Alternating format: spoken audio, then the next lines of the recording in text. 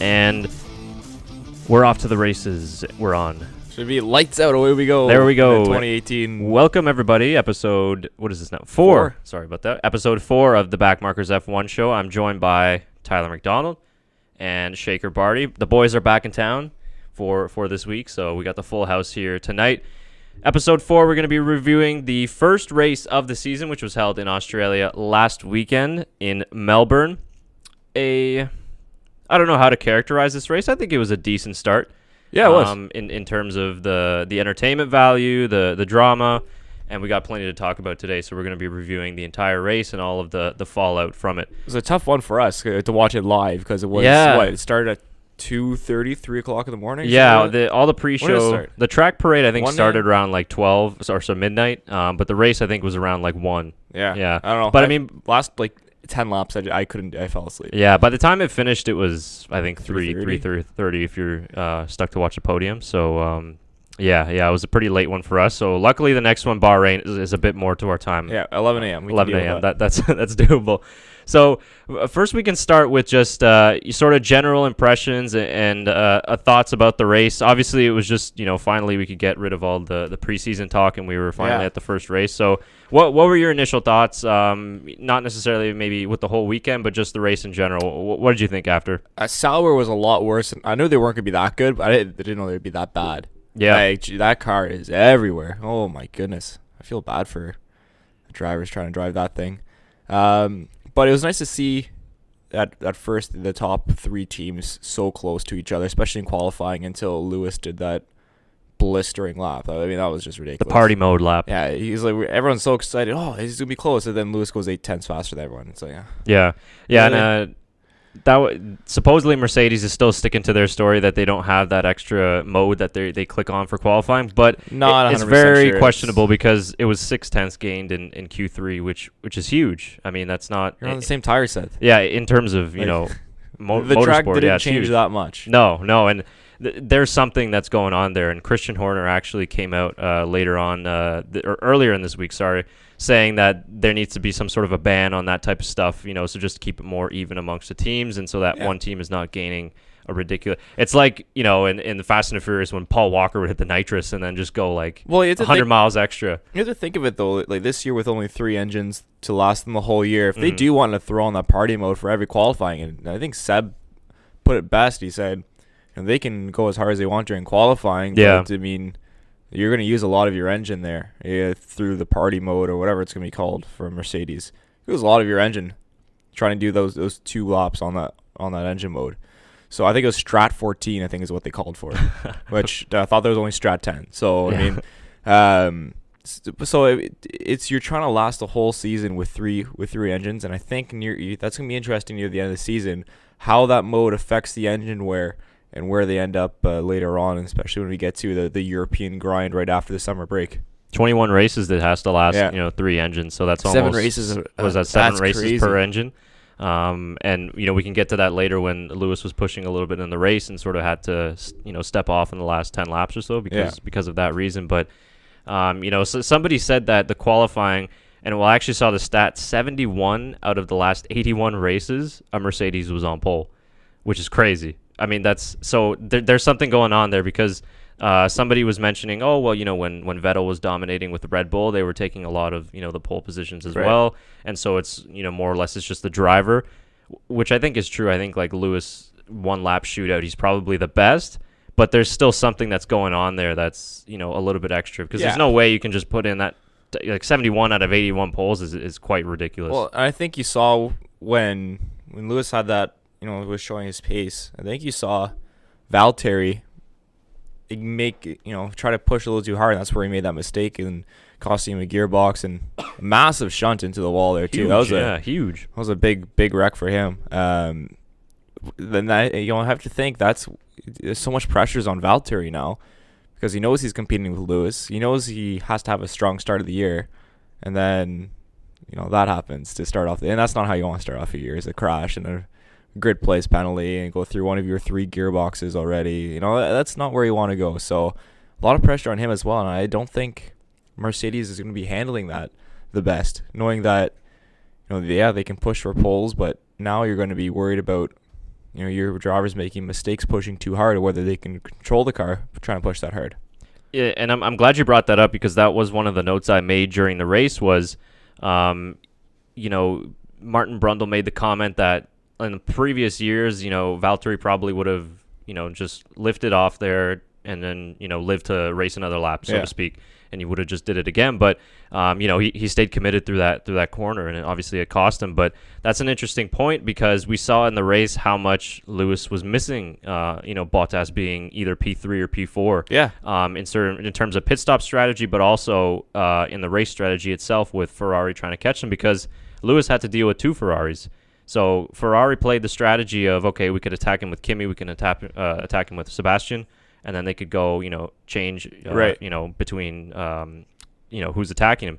So I think that was really interesting to see that play out in terms of, well, if Valtteri's not going to be competing up there with Lewis this year, I think Lewis could be in somewhat of a trouble with Ferrari. No, 100%. And I think if you're Ferrari, you have to play the game, let them go all out on Saturday, and that if they want to grab their pole, use their party mode, that's fine. But it's the race pace. Mm-hmm. And again, just like last year, we're seeing Ferrari has the better race pace on Sundays. And that's in the end. That's where you get your points. That's where you get your. That's where it counts. That is where it counts. Obviously, pole is huge going into the first corner. But if you're Ferrari, you say, you know what?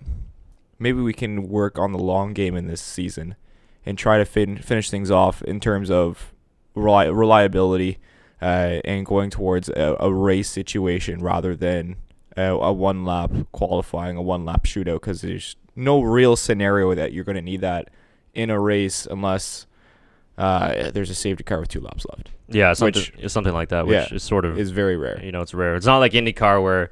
they got a caution and it's a lap, 2 laps. NASCAR is, green overtime, they call it now. Right. There isn't any of that. That'd be great in Formula 1. Yeah. Imagine overtime. Imagine a 2-lap overtime shootout in Formula 1 with everyone stacked back up, everyone going into the first corner of Monza for the win. Disaster. I think it'd be a lot of fun. Yeah, it would be fun though. Yeah. So it was interesting to see it play out. So I think that Mercedes and Lewis, I think Lewis Hamilton is the favorite for the championship still, but I think in order for him to be able to win that championship, he's going to need Valtteri Bottas to help him out, because if we take a look at Australia, you had Kimi P2, Seb running P3, and actually Vettel was quite a bit behind, and we have the race results. You know what? I think that was Kimi's race to win. It was definitely his race to win, and I hope that Ferrari don't say, okay, now Seb's won one race. No, Kimi, you're I done. hope not. I hope not, because Kimi I really liked what Kimi showed. He was the better driver in Australia the whole weekend, Saturday and Sunday. Yeah, I think Vettel just got lucky. Oh, 100%. 100% lucky. I mean, strike of lightning. We'll talk about that just a bit later with the whole issue with Mercedes, but boy, I mean, it wasn't looking good for him. I think he was at 1.5 seconds behind Lewis, and then trailing Kimi by about 3.5 seconds, maybe even more. I might be getting that wrong there, but this is qualifying. Yeah, so these are the qualifying numbers that Shaker's pulled up for us. So yeah, I mean, Vettel too underperformed in qualifying, but Kimi looked good. He made the attack on Lewis in turn 3, got so close to that left rear of Lewis, and then had to back off. But Hamilton wasn't necessarily pulling away. And I think and I think Ferrari was playing a game there as well, where they wanted to stay within that gap, but they didn't want to use their tires in the dirty air. And then they tried the undercut, and it almost worked. But Mercedes, Lewis, pushed on that lap on the in lap, had a fantastic in lap, so setting fastest sectors, fastest laps, and then had an amazing out lap as well. And that's tough. That's where your 1 lap qualifying pace comes in as well, right? Is those in and out laps where you have to push to beat that gap. And I think Kimi can do it. He's aggressive enough, and he has the experience that he can sneak in, and he almost did, like you said, on turn 3 there. He almost caught Lewis off guard, and he had a very good start. He got close, very good start. He got close, but it just wasn't enough. And I thought, oh, here we go. Lewis is gonna run away with the race, and you never know with those virtual safety cars. You never know. Or the safety car in general, it was. I guess. It was unpredictable, but. Yeah, I really liked his pace and just sort of that fearless attitude that he's sort of known for. But yeah, it looked sort of at the end of the first stint that okay, Hamilton might start pulling away. It would have been interesting if we didn't have the safety car to see how close Raikkonen could have got, because I think the Ferrari can follow cars a lot better than the Mercedes can. He's a lot more stable even in dirty air. So it would have been, a question to see if he can get close enough to try and overtake. But like that extra DRS zone didn't necessarily help for overtaking. No, it didn't. No, I mean, I like the idea, but if anything, just made lap times a little quicker. Yeah. But yeah, just to wrap up on Raikkonen, it's a positive sign, I think. But like you said, I agree with you. I hope Ferrari just doesn't say, oh, okay, Vettel won the first race, let's push him. Everything but goes behind in support of him now. Yeah. I think that Kimi's going to be up there this year, which we're getting back to the whole Valtteri point. I think it's really important for him to, and there's a lot of, I think he has the most pressure on him in the entire grid, because he's sort of there to help Hamilton. Yeah, well, 100%. Essentially, I mean, that's what he's there for. Kimi's also competing. I mean, Valtteri's competing for a win too. He wants to win, but he knows his scenario where he's 100% the number 2 driver. Yeah.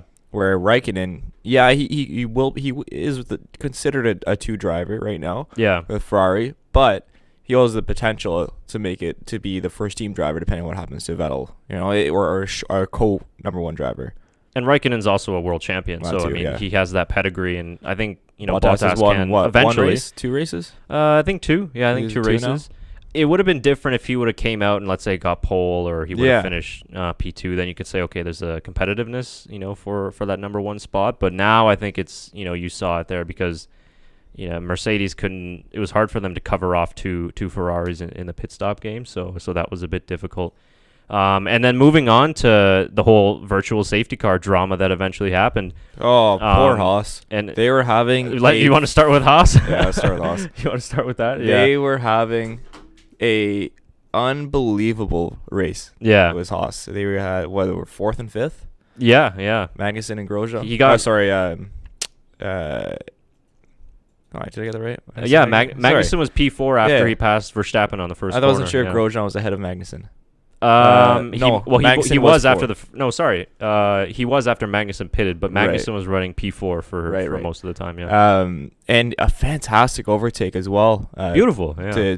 To realize where Verstappen made that mistake. Verstappen in the first corner tries to go on the inside, and easily Magnussen right around on the outside. And take a look. We'll look at the start here. Play this out, because we can see the first move here that Magnussen made, and he did a good job of sort of not touching Verstappen there. Everybody was sort of cautious in that first turn. I think I'm surprised everyone got through. Everybody kind of tiptoed their way through. I'm so surprised everyone got through, because I thought that there was going to be something that was going to happen. I think if it was the 6th or 7th race, we'd see some guys trying to barrel in, and we'd see Lance Stroll locking up or something. Classic Lance. But no, it's just heartbreak for them. I wasn't sure that first one would happen, and it was a mechanical problem with the air gun. Here, we'll go into we'll start with the start. Boy, this internet is great. I feel like I'm at home. Oh yeah. Oh, she's not even playing. Oh, okay. Well, we can come back to it later.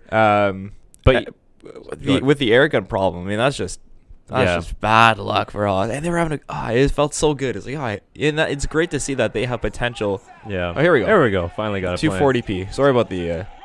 So a good start by Raikkonen. You can see, this is where Verstappen made his mistake, and Vettel blocked him off, and Magnussen, beautiful move along the outside, and gets the inside for the second corner. And Grosjean not too far behind. No, exactly. He was ahead of Danny Rick. And then there's Raikkonen going in. Oh, so close. So close. And that would have changed the whole race. Yeah. And then when he didn't get that after the first lap, I thought, here we go.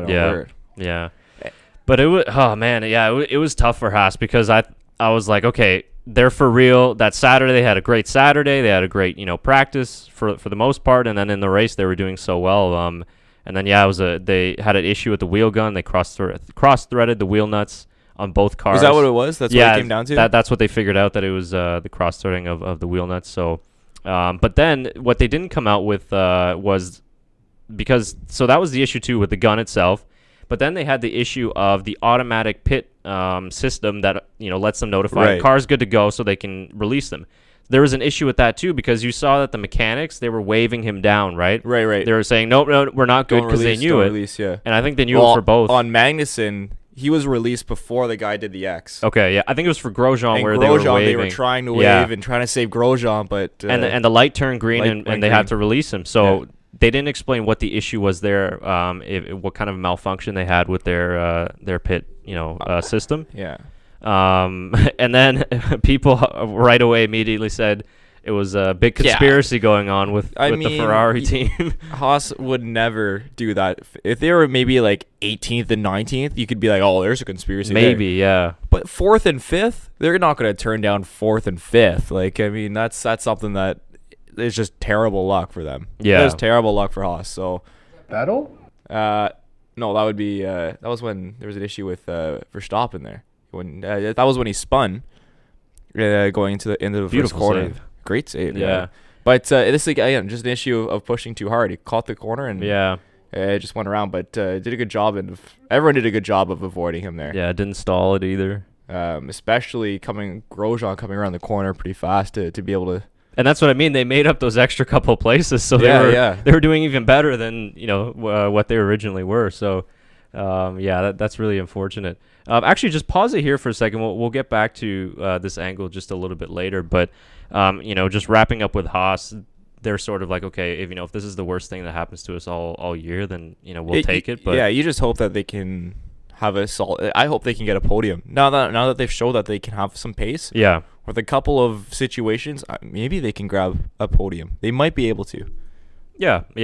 I think they're probably one of the teams up there with McLaren that's gonna look at it. So hopefully it doesn't happen again. But just really devastating start. And I like to see, you saw some shots of Grosjean, kind of consoling his pit crew. So that was nice to see. Yeah, I think that he's come back with a different attitude this year, knowing how well the car is. Yeah, he's not as selfish. He's not as annoyed all the time. Yeah. And I mean, you had to feel bad for the guys on the crew for that to happen, but it's important for the drivers and for the team to be a team in that scenario and not have the drivers say, "Oh, it's all your fault. It's all your fault." So you have to have a team mentality in that situation, because that might be the only mistake the pit crew makes all season. But the driver's gonna make another mistake. One of the Haas is gonna crash this year. Yeah. It's just everyone crashes. Yeah. Every team has a crash. So there's a mistake, and the pit crew is supportive doing that as well, right? So it's all a team effort. Yeah, you're absolutely right. It goes both ways. You can't just when they damage the car, but with a crash, I mean, who's going to have to fixing it? Yeah, exactly. Yeah.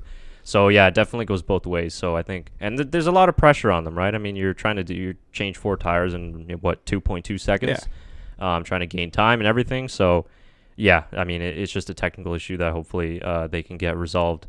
So that's it on Haas. Another sort of software glitch. I mean, I don't know if everybody's got their technical issues, sort of figured out for the whole season, but the virtual safety car. Sorry about that. I'm drinking my iced coffee. Weird noises. Continue. So if people didn't watch, so let me explain it to you what happened. I'm watching the race. So we're here in Canada, so we're watching it on TSN.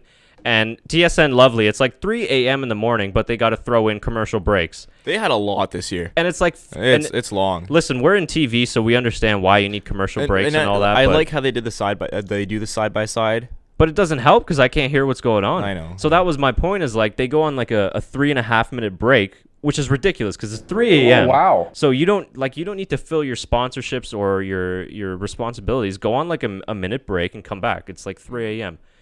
And then this is when this happened. So on one commercial break, Magnussen stopped. I didn't know what was going on. Thought it was an engine issue. By the time they come back, it was Grosjean was breaking down by the time they came back. Yeah, exactly. And then the other one was the virtual safety car, and I'm seeing it like on the little side by side that like Vettel's coming out in front of Hamilton, and I'm like, what's going on? And I'm like, TSN, man, like you're screwing everybody over. Yeah. Well, they had at that point. If I was them, I would have came back from commercial. Yeah. Or like done like virtual safety car is coming out. Bring it back, and then continue. I don't know if they can. I don't know what their the master control operators are probably like baseball fans, so they'd have no idea what's going on in the race. So, but they could have at some point during the safety car. Yeah. When everyone's that's when you bolt to your side by sides. But if they would have just done shorter breaks, they wouldn't have had the issue. Would you rather have more breaks but them being shorter, or less breaks but them be longer? more breaks and shorter, just because I won't miss more in the race. But I think they have to, like you said, to see something exciting that's going on, because they can see and still hear program coming from the Formula One feed. So if they're like, oh my God, what's going to happen? Like you got to come back. I mean, you're screwing the people over. So I didn't even understand what had happened until I had to rewatch the race without commercial breaks. Yeah. So anyways, that's my rant for the week. But what happened was that so Kimi pitted. So I have it written down here. So Kimi pitted lap 18. He was running P2. Lewis pitted on lap 19 to cover off Raikkonen, obviously. Vettel then hopped both of them to go into the lead, but he hadn't pitted at all. So Vettel was staying out for a good couple laps because he only pitted on lap 26, and that's when the virtual safety car came out. Don't forget Brandon Hartley's pit stop on lap 1. On lap 1, yeah. Don't forget that. Quick change of strategy. So he pitted, and then virtual safety car came out. So this is where the whole controversy happened. So Mercedes has, and I'm pretty sure every team has this, they have this software that can calculate delta times, and they can calculate the probability of the safety car, so that they can tell Lewis Hamilton or one of their drivers, you need to set this X amount of delta lap time so that we can cover off Vettel, or we can cut off Raikkonen and cut off the safety car. And that, they said, was around 15 seconds. But they had some sort of a glitch, and apparently that was more or less 13 seconds. So Hamilton wasn't going as fast enough as he should have been, or as he could have been, because he didn't know. And then, of course, going into the pits, you don't have to slow down to virtual safety car time limit. So you can go full throttle until you hit the pit limiter, and then same on the exit out until you pass that white line, and then you have to adhere to the delta of which the I'm safety fine car. with. Yeah, I don't really have a problem with that. Issue with that, because that was, people was like, oh, you need to get rid of that. You need to change the rules. And I'm like, well, if it would have happened to Mercedes, you probably wouldn't be saying anything. So, I mean, that's the rule. You can't really change it now. Yeah. So that was the big, issue with the virtual safety car. And like we were saying before, I mean, how lucky did Ferrari really get? Oh, that's pretty crazy. Very lucky. It was Lewis's at that point before the virtual safety car came out. I was debating just going to bed because I knew this is a race win for Lewis. What's the point of watching the rest of the race? Yeah. And I was literally going to give it till 10, 15 laps to go. And I was like, all right, then I'm shutting her down. But that, it changed the whole game. And Vettel's so lucky because he didn't have a good weekend at all. I just thought, I thought right away, I said, can he hold the lead though? Does he have the pace to hold the lead? Then I thought, well, if I was a Vettel, maybe you try to sneak Raikkonen by as well and get a 1-2 somewhere. That way one of you guys can play blockers, but it didn't work that way. Raikkonen didn't have a good start off the safety car release, so it just didn't work out for Ferrari there. But they did get a massive break, because that was all Mercedes. And honestly, okay, I like Ferrari more than I like Mercedes, but I just like the fact that it made the race dramatic, and it wasn't, like you said, I think it was going to be a snooze fest after that, because it didn't look like Hamilton was going to give up. I mean, he looked like the best driver all weekend, so it didn't look like he was going to give up the lead, and it was difficult to overtake in Australia, so I think it was almost like one and done after that, but that safety car, it made things interesting, so I don't really mind it, to be honest with you. No, it throws a wrench in the game, and it keeps things interesting. So I love it. Otherwise, it would have been boring. A boring race. And now you got an interesting dynamic going into the rest of the season. So I mean, it's whatever. Obviously, really bad luck for Mercedes, and they had the software technical glitch, but that is what it is. It's racing. It's racing. It's going to happen. It's so unpredictable. You don't know what's going to happen. Exactly. You never know. Yeah. Every lap can change. They can plan for it with these, these issues or these softwares and stuff, but can't predict where the safety car is going to come out. No, not at all. And you have to think that Ferrari will be looking down on the F1 gods, saying, "Oh, thank you very much." Let's see how much more luck they'll get this year, and we'll see how much more luck McLaren can get this year. So we can finally put the what do you want to call it? Negative talk to bed. I mean, they would have finished 7th. Yes, if not for the retirements. And there you go again with the safety car. It helped some teams, didn't help some other teams, but yeah. But I mean, I'm. It's great to see Alonso finishing 5th. On the team radar side, he's very happy, he's proud. Still has a lot of work to do, but it's nice to see him have what was his best result in forever. 5 years. 4 years. Probably, I think like 3-4 years. Yeah. So yeah, that's amazing to see. And it's nice to have a little bit of even Stoffel. Drove well. He had a P9. good result. Yeah, I mean, double points finish from McLaren. That's huge. Hasn't happened. I don't know when the last time that happened was, but not often. It didn't happen often. It's the first time they scored points in Australia since 2014. Poor Haas. If you're a Haas fan, just turn away at the. Terrible. Anyways. But it was just nice to see, and they held off Red Bull. Alonso held off Red Bull for a good. I think was it 10 laps. Well, they could actually compete during a straight line. Yeah, it did no disadvantage. And they said, who's going to have the better chassis? Is it going to be McLaren or is it going to be Red Bull? Mm-hmm. And seemed like McLaren has a better chassis because they always brag, they have the best chassis. We're just down on power, but it was proven there that they have a very, very good chassis, McLaren. And they even said that Australia was sort of going to be a kind of a write-off. They were like, okay, we're going to struggle probably. It's going to be our worst weekend of the season. And it ended up being quite good. Mm-hmm. So, I mean, if they can build on this and reach for podiums, they weren't that far off actually, let me take that back because they were pretty far off. Fernando Alonso, he was 27 seconds behind P1 Sebastian Vettel, and he was about 20 seconds behind Daniel Ricciardo, who was in P4. So it looks like the gap between the midfield and the top three is still pretty large. People thought that it might kind of shorten up in 2018, but it almost looks like it's going to get even bigger. But again, it's the first race, so we really don't know. There's R&D that these smaller teams will be doing, and I mean the bigger teams will be doing research and development too. But you can expect to see some teams strive and some teams not do as well. You just don't know. Yeah, and then obviously the question of did McLaren make the right move from from Honda to Renault was clearly answered when was it Gasly, right? It was Gasly who had the engine blow up. One of them did. I think it was Pierre Gasly. Just looking at my list here. It was in the middle of the race. Yep, DNF. Only completed 13 laps. Ouch. Did Pierre Gasly. Ouch. And it was a Honda engine failure, so it wasn't anything else. It was definitely from the engine, so they're already down 1 out of the 3. So pretty good start for them. That's tough for Toro also. Yeah, real tough. I'm not 100% sure who made that decision, but I don't think you'll be seeing Red Bull going to Honda next year. No, I don't think so. And it might continue. I mean, they might figure it out, but maybe it's the first race this season. Still 20 to go. Honda's just they just can't seem to figure it out with Formula One. I mean, I don't know what it is. I don't know if it's the new engines or what.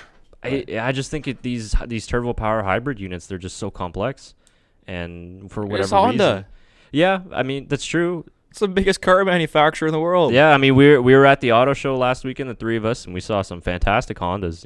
I'm walking through the showroom kind of with my eyebrows raised, like I'm like, but wait a minute, this isn't Formula One, so these are actually some good cars. Yeah, they are good cars. And that's funny because in real life, Honda engines, you're like, oh, one of the best, reliable things in the world. And you get to F1 and they're least reliable. Yeah, it's kind of weird, right? But like you said, they do make some fantastic cars. And if you guys haven't seen our video of the auto show here in Ottawa, you should take a look.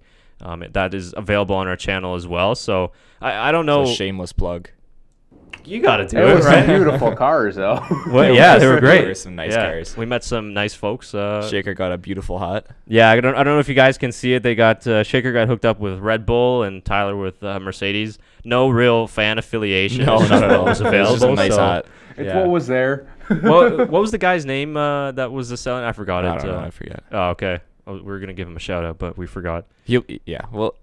Hopefully we'll be hearing from him soon. And then I'm horrible with names. I remember Ali from Mercedes. Yes, he was a very, very nice. Yeah, he was a very nice guy. He did not hook me up with the hat, but anyways. A Raikkonen fan, so yeah, that's right. A Raikkonen fan. Yeah, so he was. I'm pretty sure he was. Go check out that video for more. Is what we're trying to say. Yeah, exactly. It was pretty nice to see. Yeah, exactly. But yeah, wrapping up on Honda, we'll see for the rest of the year on what's going to happen.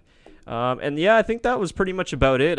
Did you kind of notice anything else? What did you think of the whole sort of? I think we should give the race an out of 10 score. Yeah, I think that it's just to summarize everything up. And for me, I would give the race a 6. 6 out of 10. A 6 out of 10, and that's just because to start things off, the first 25 laps or 20 laps, whatever it was. I was like, like, first lap was exciting. Nice to see everyone get through clean and be able to start their season off right. But it was just there was more overtakes than last year, which is nice. Last year's race I think was like a 2 or 3. It was a terrible race last year. But there were some exciting moments, some nice battles in the midfield. I really like the battles between Renault and Red Bull throughout the race as well, the first part of the race. And then the virtual safety car, I mean, that just added so much drama in a 5-10 lap spurt that it really raised that excitement level of the race. So near the end of the race, I mean, again, everyone pulled away. And it looks like it was really kind close. of a 3-horse race, but I'm definitely I'll give it a 6 out of 10 in my options. Yeah. I'll agree with you. I think 6 out of 10 is fine. Just for the first race of the season. Change it up. Okay, fine. I'll go 6.5. Just to quickly summarize, the cars, they look fantastic. They're the fastest they've ever been. You know what? And also just on the look of the cars. Yeah. Other than the T cams where the halo's annoying. Yeah. It doesn't look that bad. We're going to talk about it doesn't look that bad. Yeah, well, in our Bahrain race preview, we're going to talk a little bit about sort of the broadcasting elements that kind of look at that. Our level of expertise there, so we can kind of critique some of the new angles they have. But yeah, I think 6.5 out of 10, a decent start. Good drama. There was a couple of good battles, like you said. There's more overtakes than last year, which is positive. I'm a little bit concerned in terms of the gap between the midfield and the top 3. I would have liked to seen that kind of get a little bit closer, but we can't really just top put 4, we should say, because we're top 4, yeah, or the top 3 teams more or less. Red Bull, Ferrari, and Mercedes. Some of the positives, I think McLaren looked really good. So I think Haas, obviously, despite the fact that they had just a pit stop disaster, I think they're going to look really good. Yeah. And then, just at the end of the race, one of the frustrations of the sport is, Hamilton was chasing down Vettel, and then, with 5 laps to go, he's got to back off because he's got to save engine. And there were certain points where he was a bit, lighter on fuel, so he had to save fuel because Australia just eats fuel pretty high levels. Well, it's stop and go, right? Yeah. There's 90 degree turns. You're using the most. And it's gas. over 60%, I think, is full throttle. Yeah, so, and you use the most gas accelerating, right? That's like with any car. Yeah. So, I mean, it remains to be seen, but the halo, you don't, other than the T cam, you don't really notice it, which is good. No, so which is nice. we won't really be talking about that much going on at the rest of the season. So, yeah, I'd say 6.5 out of 10. I think a good start. Shaker? What'd you think? Yeah, did you? Let's give you a test. Did you watch the race? I did not watch the race. All right. But I just saw the highlights right now, and it looked like it was pretty tight throughout the entire race. So it's good. It's nice to see not a clear winner, You have a number, Shaker? Producer Shaker? I'd give it a solid 8 out of 10. 8 out of 10. Oh boy. That's good. I like this. this. It's my first F1 experience, Yeah. Good. Yeah, it's good. You get a lot more involved, so... maybe by like halfway, we'll fully understand all the rules and regulations. I can help with the broadcast element stuff for the next show, though. Yeah, that'll be a good one. Shake will be talking about that. That's coming out next week. It'll be next week before the Grand Prix comes out, our Bahrain preview. Yeah, I think we can wrap up the Australian Grand Prix for this year. So yeah, we'll be back within a couple days actually previewing Bahrain. So Bahrain will be going next week. Can you just check exactly what the dates are for next Sunday? Oh, I've got it. Oh, there we go. Ah, perfect. This is Eastern Standard Time, so adjust to your time zone. So it is April 6th to 8th. Obviously, the race coming on April 8th. So we'll be releasing our preview within the next couple days so also, that you guys can have... WrestleMania season, but it's wrestling. Oh, is it really? That's right. It's April. It is April. Yeah. So a big weekend. Big weekend, yeah. So that will be coming from... I'm hoping I can find a bar in Tampa Bay that will have... That's right. You're going to Tampa Bay, right? Tampa Bay, yeah. Yeah, so... Hopefully there's a bar that has it on. You're going to have to follow the race... just on your phone. So we'll see how that plays out, and the battle between Ferrari and Mercedes will most likely commence under the lights in Bahrain. Tyler McDonald, well, thanks again. Any final thoughts? Just a weird 11:10 start. Why is it 11:10? It's 10 minutes after the hour for every race now. Oh, so if the race, like last weekend, it was 1:10, so now it's 11:10. Yeah. It's like for a lot of sports, except for like soccer where they actually kick off at the right time. It's always like Yeah, It's that's always a like big thing in 7 North minutes America. afterwards. Yeah, Yeah, you know. yeah. You know what I do like for some sports where they actually tell you the right kickoff on the app and stuff instead of being like it'll start at 3 and they'll be like in Europe they do that so well where it's like, all right, kickoff's at 2:00 and they kick off at 2:00. Exactly. In North America, let's say you're going to a hockey game, it starts at times 7:00, and then the puck drop is ended up at like 7:20. Yeah, they got to play Exactly. like 3 national anthems jeez. and stuff like that. Like, jeez. But yeah, Anyways. the nice that's thing what about we'll leave you with today. yeah. The nice thing about Formula One is the race does start on time. so Everything's- they'll begin their formation lap right at 11:10. Yeah. Or sorry, yeah, 11:10. It would be 11:10. Yeah. So that's accurate. So you can set your clocks. All the pre-race shows will be going on. We'll see if TSN screws us again. I don't know. It's 11 a.m. race, so they're probably going to be putting in commercials like no, there's no tomorrow. So I might have to watch it online somewhere. Yeah, well, that's what I'll be doing. Yeah, legally online for Of course. anybody listening. Of course. That's how I watch everything. Of course, yeah. Why pay for it, right? So yeah, that is next weekend. And in the meantime, you guys can subscribe to our channel. We are the BackMarkers F1 show on YouTube. So you want to subscribe to us so you can get notifications on when we have all of our latest episodes. We'll be posting some clips from this episode within the next couple of days, so be on the lookout for that. We're also on Twitter at TBMF1 show and on Facebook, the BackMarkers F1 show. So leave us a comment what you thought of the race. Any kind of topics you want us to cover in the future, any questions that you have, we want to include you guys in the show. So we're always looking for your feedback. It's greatly appreciated. Anything else? Ça c'est tout. Oh. French in there. Oh, okay. Look at you, all bilingual and everything. And that's it for the Australian Grand Prix preview. Thanks again, everybody, for joining us. Be on the lookout for the Bahrain preview in the next couple days. Until then, bye for now.